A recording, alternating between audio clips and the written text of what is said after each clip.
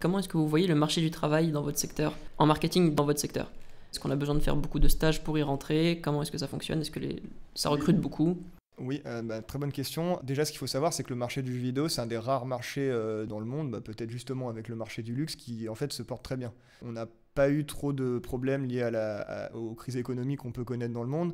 Donc c'est un marché qui grandit, donc c'est un marché qui recrute forcément. Il y a beaucoup de recrutement, il y en a pas mal en marketing effectivement. Le conseil que je pourrais donner aujourd'hui aux auditeurs et auditrices, c'est évidemment ça commence souvent par un stage. La plupart des juniors, donc des postes d'entrée dans mon équipe et dans les équipes que je côtoie, sont des gens qui ont fait un stage chez Ubisoft préalablement. Donc que ça soit pendant leur année de césure ou en stage de fin d'études. Ça permet déjà pour les étudiants de se faire un vrai avis sur ce qu'est ce métier, l'environnement de travail et les missions. Une fois qu'on a travaillé pendant 6 mois ou pendant un an avec une personne, on connaît sa valeur, on connaît ses forces et ses faiblesses et ça permet beaucoup plus facilement et beaucoup plus rapidement qu'un simple entretien d'une heure avec quelqu'un qu'on n'a jamais vu, de savoir que cette personne est la bonne pour le poste. Et concernant mon secteur, et en tout cas, si je parlais vraiment du développement produit et de Chanel, alors les places sont assez chères en CDI.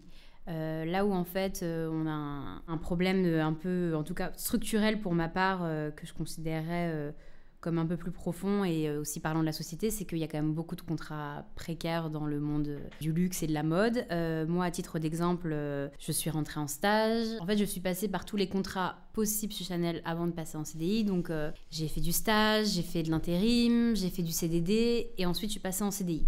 Il faut être tout de même patient. En fait, on recrute beaucoup de stagiaires parce que dans le développement produit, il y a beaucoup de stagiaires. Alors après, c'est une bonne chose parce que moi, je suis passée par d'autres maisons et c'est comme ça que ça m'a formée. Donc, il y a beaucoup de places pour les stagiaires. Il y a pas mal de places en CDD. Mais ensuite, les places en CDI sont honnêtement assez chères parce qu'aujourd'hui, même si on est sur des métiers qui fonctionnent bien, les équipes sont tout de même assez petites. C'est dû aussi à la nature de mon métier. On est un petit secteur, on est en lien avec le studio. Il n'y a pas vocation à ce qu'on soit, même si on vend de plus en plus de sacs, qu'on soit 10 dans quelques années. C'est vraiment pas le but. Donc voilà, il faut être tout de même patient. Et ce qui se passe, et c'est un peu la culture de chez Chanel, et je pense que c'est comme ça dans beaucoup de maisons.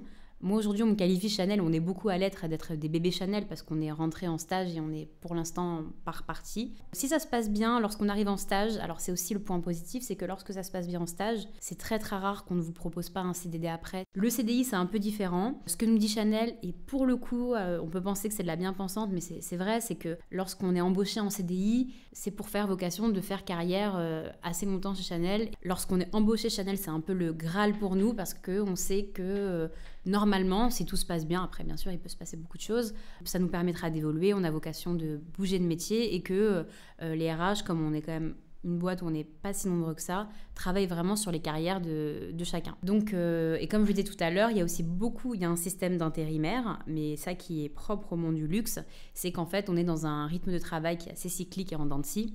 Donc, on va avoir des pointes d'activité énormes et beaucoup de missions opérationnelles. Donc, on a des intérimaires qui sont chez nous et il y a des intérimaires qui sont en poste depuis 20 ans et qui sont très contents d'effectuer ces missions-là. À partir du moment, pour moi, où ces contrats un peu précaires sont voulus et que chacun y trouve son compte, pourquoi pas. La limite, comme je le disais, c'est de rester longtemps en CDD, d'accepter un CDD, 2 CDD, ensuite d'accepter peut-être quelque chose qui ne correspond pas forcément à son projet professionnel parce qu'on aime beaucoup la maison et parce que on a peur de rien retrouver derrière. Voilà, c'est une question aussi de chance et d'opportunité. Si on est dans une équipe que ça se passe bien et que le CDI s'ouvre, normalement, il n'y a pas de raison que ce soit ouvert à quelqu'un d'autre, à part si le poste devient un poste senior. Mais on est assez chouchouté. Et tu dirais que le secteur du luxe en général est assez compétitif? Oui. Je pense que c'est assez compétitif. Alors après, ce qui différencie beaucoup les maisons, pour moi, c'est aussi aujourd'hui comment est-ce que ça fonctionne, si les maisons sont en croissance ou pas. Parce que finalement, c'est sur le marketing qu'on va venir réduire un petit peu les coûts quand les maisons ne fonctionnent pas bien. Donc, on n'est pas là pour faire un constat de tout ce qui se passe dans le monde du luxe, mais il y a des maisons chez qui il fait bon vivre et je pense que Chanel en fait partie. Bon, maintenant, on va passer un peu à un point de vue un peu plus personnel. Votre retour sur votre métier avec un peu plus de recul. Alors pour ma part, donc comme je l'ai dit en introduction, ça fait 5 ans et demi que je travaille dans cette équipe-là. J'avais fait avant 2 stages aussi dans la même équipe. Ce que j'aime beaucoup moi dans ce que je fais au quotidien ou en général dans les missions qui sont confiées, c'est la diversité. Enfin, je fais énormément de choses en fait qui ont parfois rien à voir, quoi. Ça peut être vraiment de l'analyse marketing, mais ça peut être aussi parfois un peu d'analyse financière. On peut travailler sur l'évaluation globale du marché du jeu vidéo par exemple. À combien est-ce qu'on chiffre le marché du jeu vidéo? Donc voilà, bonne question. Donc c'est une question qu'on me pose, donc il faut se pencher là-dessus sur se dire bah ouais, alors qu'est-ce qui marche pas, quels sont les secteurs en croissance, ceux où ça va moins bien, etc. Donc c'est vraiment des missions très variées. Donc voilà, moi c'est vraiment un métier qui me plaît beaucoup. Je pense que ça me plaît beaucoup aussi parce que j'étais à la base déjà passionné par le jeu vidéo. Peut-être que ça me plairait beaucoup moins si c'était dans un autre secteur. Dans n'importe quel métier, en fait, la boîte dans laquelle on travaille joue quand même beaucoup, pas uniquement le secteur. Et donc, oui, c'est aussi une boîte où il fait bon travailler, où globalement, les employés sont satisfaits de leur métier, de la boîte, de tout ce qu'on peut y faire. Et ça y joue aussi pour beaucoup. Et t'as l'impression de travailler beaucoup? Excellente question. Non, franchement, j'ai pas l'impression de travailler beaucoup. Déjà parce que, contrairement au métier marketing plus opérationnel, comme le disait Elodie, où tu as vraiment cette notion cyclique qui est très vraie aussi dans le jeu vidéo. Le jeu vidéo, c'est pas une surprise, mais comme c'est un produit culturel, forcément, ça marche quand même mieux en fin d'année, les fêtes de fin d'année, tout ça, etc. Même si ça a tendance à beaucoup changer notre industrie, c'est quand même quelque chose qui reste important, donc ça peut être très cyclique sur certains métiers. Moi, dans mon métier et mon cas personnel, c'est moins le cas parce qu'on est plus sur de l'anticipation, en fait. Moi, je vais plus travailler sur des sujets qui auront lieu dans 1 an, dans 2 ans, dans 5 ans, voire plus loin. Du coup, ça me permet d'organiser mon travail beaucoup plus facilement et je suis moins soumis à cet aspect cyclique de notre industrie, ce qui me permet globalement d'avoir un bon équilibre vie pro, vie perso. Ça m'arrive très rarement de finir tard le soir. Je travaille jamais le week-end. Toi, j'ai l'impression que tu as déjà répondu à cette question, mais c'était la première question que je me suis posée. Vous pensez que c'est une bonne chose de transformer sa passion en travail? Est-ce que ça gâche pas un peu le plaisir du jeu vidéo ou de la mode de le faire toute la journée en fait? Excellente question. Pour l'instant, moi non. Ça m'a pas encore gâché mon plaisir. Même en fait, je dirais plus que ça l'a amplifié parce qu'en fait, ça me donnait une excuse professionnelle de jouer. De faire ses devoirs. Beaucoup de mes amis, d'ailleurs, ça a été une blague récurrente chez eux pendant de nombreuses années, pendant les premières années où je travaillais chez Ubisoft, mon stage, etc. C'est vraiment, oui, Arnaud, en fait, il est payé pour jouer aux jeux vidéo. Alors, évidemment, c'est très exagéré, mais c'est un petit peu vrai quand même. C'est-à-dire que, en fait, effectivement, quand tu fais le métier, justement, dans ce marketing stratégique, le but, c'est vraiment de connaître à fond son marché, donc aussi de connaître le produit de ses concurrents. Et dans le marché du jeu vidéo, le produit de ses concurrents, c'est des jeux, donc il faut y jouer, effectivement. Je sais plus où je voulais en venir. T'allais nous dire dans 2 ans, le prochain Assassin's Creed qui allait non. sortir dans 2 ans, du coup. Parce que tu disais, est-ce que ça a atténué ma passion pour le jeu vidéo? Donc non, franchement, ça l'a pas atténué. J'ai un regard différent dessus. C'est-à-dire qu'aujourd'hui, quand je lance un jeu vidéo, je vais voir certaines choses que la plupart des joueurs ne regardent pas, quoi. Genre, je vais regarder, tiens, ce menu, il est fait comme ça. Ah oui, c'est intéressant. Ah tiens, ils ont lancé tel événement, etc. Et c'est des trucs après que je vais noter pour plus tard pour le boulot. Mais non, en fait, je pense que c'est assez sain. Et aussi, ce qui est sain, c'est ça entretient un peu la passion, c'est d'être entouré de gens aussi passionnés et donc du coup de pouvoir échanger sur ces sujets-là. C'est aussi, comme c'est une industrie tech, moi je suis entouré de gens qui sont passionnés globalement par la culture geek, on va dire, donc les séries, les comics, le cinéma, et du coup ça permet vraiment de développer ces aspects périphériques de ce qu'on appelle l'entertainment en anglais, donc je sais même pas comment ça se traduit. Le loisir, c'est le loisir, voilà, mais les divertissements numériques en tout cas, et donc ça permet de découvrir de nouvelles choses. Et toi, Elodie? C'est très drôle parce que ce que tu disais, Arnaud, il y a beaucoup de parallèles qu'on peut faire entre ton métier et le mien. Il y a beaucoup de choses où en fait je me retrouve dans ce que tu dis, et notamment autour de la passion. Alors moi, c'est vrai que je travaille pile dans la passion que j'avais depuis plus jeune, donc ça, j'en suis très heureuse. Et je pense que de toute façon, pour faire le métier que je fais, il faut être passionné.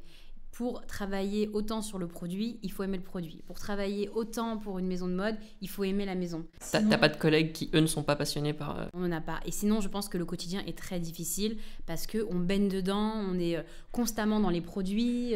Même si ça fait 4 ans que j'y suis, à chaque collection, lorsqu'on reçoit les premiers prototypes, c'est presque comme si c'était Noël. Et je pense que c'est hyper important de garder son œil frais là-dessus et de profiter vraiment de ces moments-là, parce que je me dis que je fais un métier que beaucoup de personnes aimeraient faire, et que je le fais dans le plaisir, donc autant en profiter. Par contre, à l'inverse de ce que tu disais, Arnaud, c'est que moi je pense qu'il faut aussi être passionné pour faire mon métier, parce qu'on travaille beaucoup. Donc moi je peux faire beaucoup de nocturnes, je peux travailler les week-ends. Après, c'est encore une fois propre au milieu de la mode, d'où tout doit se faire dans un laps de temps très court, et c'est pas les dates et les défilés et le début des ventes qui vont changer, mais plutôt l'heure à laquelle nous on va terminer. Parce que ça, c'est à la rigueur malléable. Ça existe aussi dans le jeu vidéo. Là, je parle Voilà. vraiment de mon cas Pour personnel, mais pour moi, mais ça existe quand même aussi Bien parce sûr. que voilà, je pense que ça existe dans beaucoup Et d'industries. dans tous les métiers qui touchent un petit peu à la création, dans tous les cas, les deadlines sont un petit peu particulières. Donc, ce qui est hyper intéressant, c'est que, comme je le disais, c'est cyclique. Donc, je peux très bien finir des fois à minuit, 1h du matin, et les semaines d'après, j'ai aucun problème à partir à 17h30 quand la collection est terminée et que je m'en vais. Sur ça, on a des managers qui sont assez cool, et puis je trouve que c'est normal qu'on compense. Et moi, en tout cas, ce rythme me convient, des fois de finir très tôt, des fois de finir très tard. Et puis... alors les gens me prennent un peu pour une folle quand je dis ça, mais il y a une espèce d'adrénaline en fait pendant la collection qui fait que tu es en constante agitation, autant intellectuelle que physique, qui fait que tu tiens très bien la fatigue, et une fois que la collection est terminée, pouf, comme un soufflet, ça retombe. Et là, par contre, tu es dans une espèce de fatigue incroyable. Et donc, c'est à ces moments-là, on prend du temps pour nous. Nous, on dit du temps parce que quand on recrute des stagiaires, on leur fait exprès un peu peur pendant les entretiens en leur disant qu'ils vont finir à minuit pendant une semaine. En vrai, c'est pas le cas. Mais c'est juste parce que sinon, si on n'est pas préparé à ça, si on n'aime pas ce qu'on fait... Enfin, c'est un calvaire de rester dans un bureau avec des gens de 8h du matin, parce qu'on peut commencer très tôt aussi, jusqu'à minuit à travailler sur des produits que t'aimes pas, où t'as aucun intérêt, t'en as absolument rien à faire, que le sac soit rouge cerise ou vert grenat. Voilà, ça te touche pas. Je pense que ton quotidien peut être pénible, et je pèse vraiment mes mots, alors que si ça te passionne, honnêtement, les journées passent comme des lettres à la poste. Donc aujourd'hui, moi, ce que j'aime dans mon métier, c'est ce côté un petit peu adrénaline, de travailler aussi dans l'urgence. Et ce que j'aime, c'est que ce soit aussi très diversifié, donc autant beaucoup sur le produit. Il y a une partie aussi que j'ai oublié de citer tout à l'heure sur mon métier, c'est que, en fait, comme on est le premier maillon de la chaîne, on va faire tout ce qui est de la codification, c'est-à-dire que c'est nous qui créons, on va appeler ça comme des fiches produits dans un système de la collection. Et ça demande, bon, moi aujourd'hui, donc je l'ai beaucoup fait quand j'étais en stage et quand j'étais sur d'autres contrats. Aujourd'hui, je le fais plus, mais c'est une grosse partie, donc je suis contente de ne plus le faire, même si c'est hyper formateur de le faire. Et le côté inconvénient, voilà, ça peut être le fait de travailler beaucoup, d'avoir un téléphone pro que j'ai tout le temps avec moi, d'être appelé tôt, d'être des fois appelé tard, mais en fonction des personnalités, moi ça me plaît. Peut-être aussi pour ajouter quelque chose et nuancer un peu aussi nos propos, parce que là on parle beaucoup de passion et tout, et c'est vrai moi je suis très passionné, t'as l'air aussi de pareil. C'est pas nécessairement un prérequis pour entrer en tout cas dans l'industrie du jeu vidéo, dans le sens où déjà les jeux qui existent aujourd'hui sont assez diversifiés pour avoir des profils très divers. Et qu'est-ce que vous aimez pas du coup, et qu'est-ce que vous trouvez pénible? Alors Elodie, t'as déjà commencé à en parler. Je réfléchissais pendant que tu répondais, le côté cyclique par exemple de ton travail. Est-ce que ça amène pas une répétitivité, ou est-ce que c'est quelque chose que tu sens? Ça me dérange pas, parce que je pense que la passion aussi contrebalance avec tout ça, et chaque collection est différente. Toutes les collections sont différentes. Tu vas avoir une cruise, c'est-à-dire une collection qui va... En fait, c'est une collection d'été, mais qui va arriver en boutique pendant les périodes d'hiver pour que les clients qui partent au soleil pendant les vacances de décembre aient aussi des tenues, etc., adaptées au fait que les saisons voyagent partout. Donc, toutes les collections sont un petit peu différentes. C'est quelque chose que moi j'apprécie. Et après, le côté cyclique, ça peut être aussi rassurant. Aujourd'hui, je suis totalement à l'aise dans mon job. Une fois que tu sais comment ça va se passer, tu peux aller plus loin dans tes missions, creuser un petit peu plus, aussi prendre du recul sur des choses qui te stressaient au début, les faire plus facilement et avoir plus de temps pour d'autres choses. Peut-être ce qui est plus difficile, en tout cas au début, d'appréhender dans mon métier ou quand tu arrives en junior, c'est la place que tu vas trouver au sein de l'équipe et au sein de la boîte. Parce que du coup, comme on n'est pas dans l'opérationnel, on fait des recommandations, on fait des analyses, etc. Mais il y a un côté très gratifiant à ça, par exemple dans le marketing opérationnel, dans la communication, que tu vas pas avoir justement dans les métiers un peu plus stratégiques, où là en fait c'est à long terme. C'est-à-dire que j'ai travaillé sur des jeux plusieurs années avant leur sortie, et du coup sans pouvoir en parler à personne en dehors du boulot, et sans pouvoir voir aussi les résultats de certaines analyses ou études qu'on a pu montrer avant plusieurs années. Donc parfois ça peut avoir un petit côté frustrant. Mes proches, les gens autour de moi ne le verront pas, ne le sauront peut-être jamais. Sur quoi tu bosses en ce moment, par exemple? Je ne peux pas répondre à cette question. Mais après, en fait, avec le temps, on apprend un petit peu mieux à gérer cette frustration et aussi à comprendre comment on va pouvoir avoir de l'impact sur tel ou tel sujet. D'accord. Donc maintenant, en termes d'évolution, j'aimerais savoir quel poste vous avez juste au-dessus de vous, ou quel est votre N+1 ? Je rapporte à la responsable développement maroquinerie. Donc, qui est N+1 et où on va être en dessous d'elle. Donc, comme je l'ai dit, donc on est 2 chefs de produit développement. On est une personne en CDD, donc un chef de produit junior, et un stagiaire. Donc, on est 4 personnes à lui rapporter. Et même pour avoir, je pense que c'est aussi important de voir mon N+2, qui du coup, lui, va être le directeur de la filière SAC. Et en fait, dans la filière SAC, vous allez avoir donc le développement produit, donc mes équipes, on va vraiment être les premiers maillons de la chaîne. Ensuite, le côté industrialisation, j'en parlais tout à l'heure avec les profils ingénieurs. Et ensuite, la production. Donc ça va être vraiment le développement, ensuite la mise en technique de ce qui va partir en production, et ensuite la production des sacs pour qu'ils arrivent en boutique. Et du coup, tu envisages de... Je pense que c'est de monter en grade, tu veux dire, d'être responsable développement. Moi, j'aimerais beaucoup, mais donc mon directeur SAC, donc mon N+2, qui nous pousse beaucoup et qui est très porté sur ces sujets RH, il nous pousse à sortir de notre zone de confort et plutôt essayer d'autres choses et pas simplement de monter vraiment verticalement dans les échelons et plutôt d'aller se nourrir, je sais pas, un jour faire un tour en boutique, donc toucher au retail, d'aller sur des métiers, comme je disais tout à l'heure, peut-être un peu plus techniques.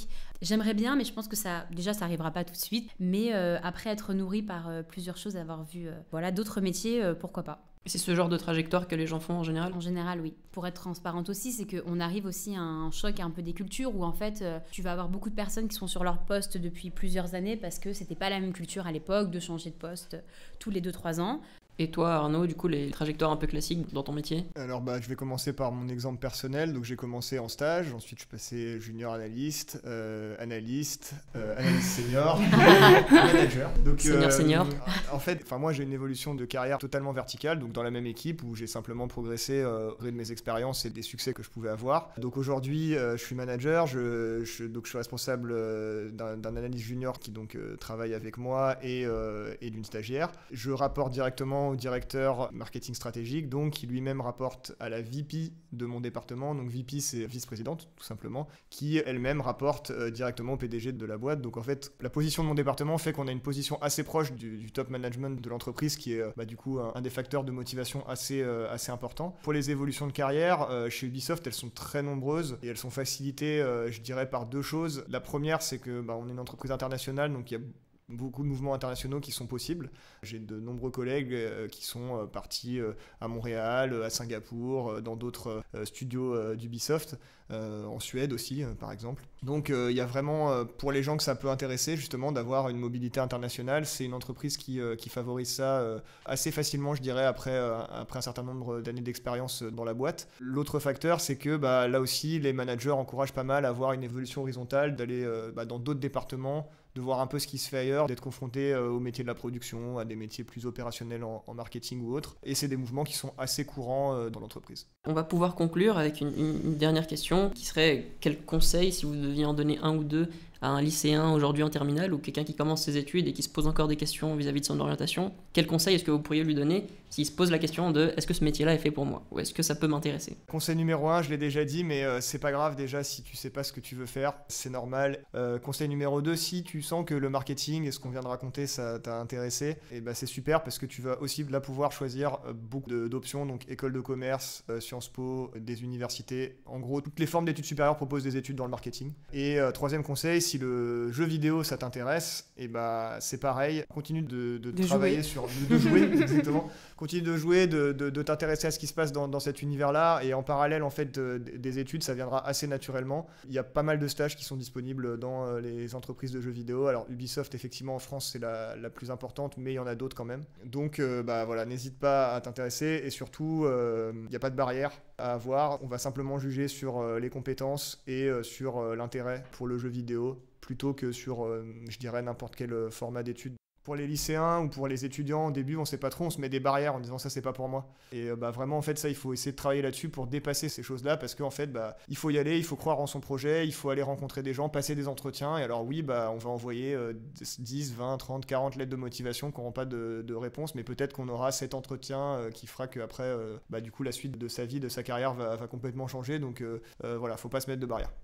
Et de mon côté, je pense que, effectivement, comme disait Arnaud, c'est pas grave si on sait pas ce qu'on veut faire après le bac. Moi, je pense que le plus important, c'est de multiplier les expériences professionnelles, de d'abord faire des stages, parce que pour le coup, il y a beaucoup d'offres d'assistants chefs de produit, où finalement, on peut déjà se rendre compte et être au quotidien avec des chefs de produit pour savoir si déjà ça nous intéresse ou pas. Alors, aimer la mode, c'est top, mais ça ne veut pas simplement dire aimer le shopping.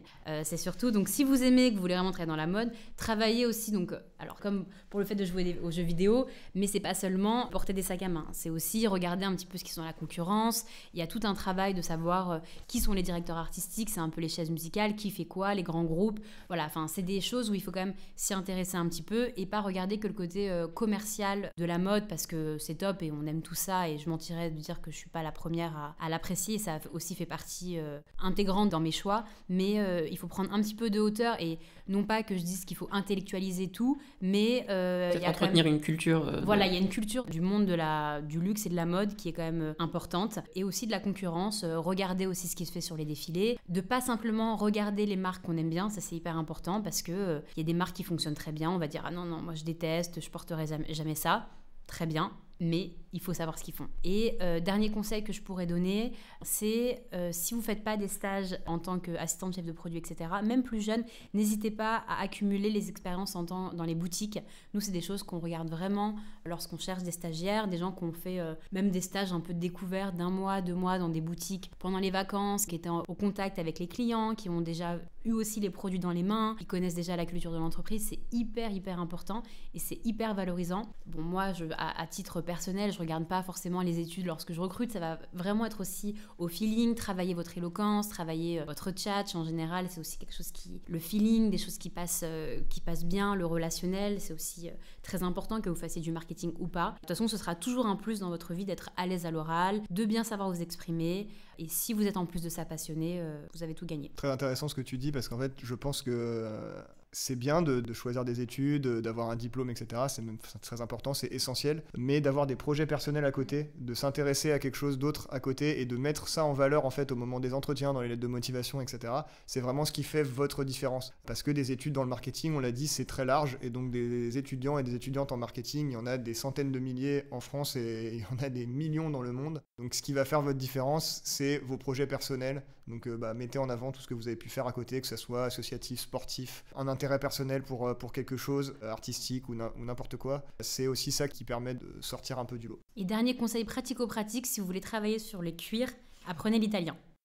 Ça m'aurait évité de prendre des cours aujourd'hui à 28 ans, donc si vous pouvez prendre des cours d'italien, n'hésitez pas. C'est très clair. Eh bien, on vous remercie tous les deux. Merci beaucoup d'avoir Merci accepté notre beaucoup. invitation. On vous dit à bientôt pour un prochain épisode de Trace ta route. Salut!